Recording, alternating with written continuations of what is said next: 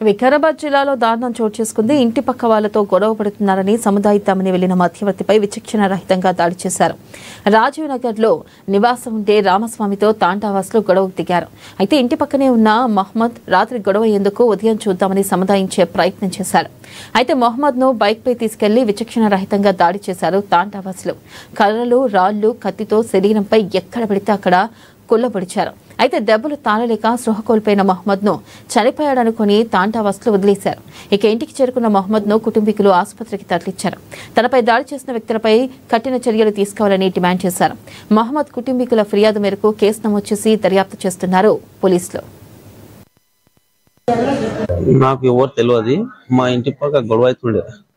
మా ఇంటి పక్కకు గొడవ అయితే ఆ లేడీస్ వాళ్ళు వీళ్ళు లంబాడోళ్ళ నాయక్ అంట ఎవరో రామస్వామి కొట్లాడుతుండ్రి.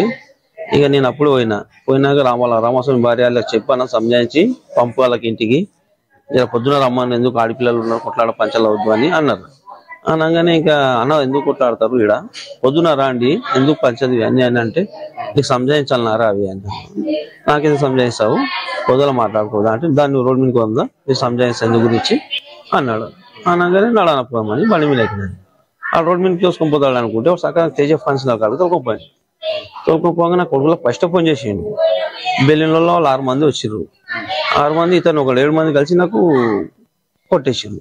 చాకు కూడా ఉంది ఒక చేతిలో. కొంత కట్టెలు తీసుకొని ప్లాన్ అన్నీ వచ్చిర్రు వాళ్ళు. కట్టెలు పిట్టలు అన్ని పెట్టుకుని ఆ బండిలో వచ్చి ఇక పుట్టా కొట్టినాక నేను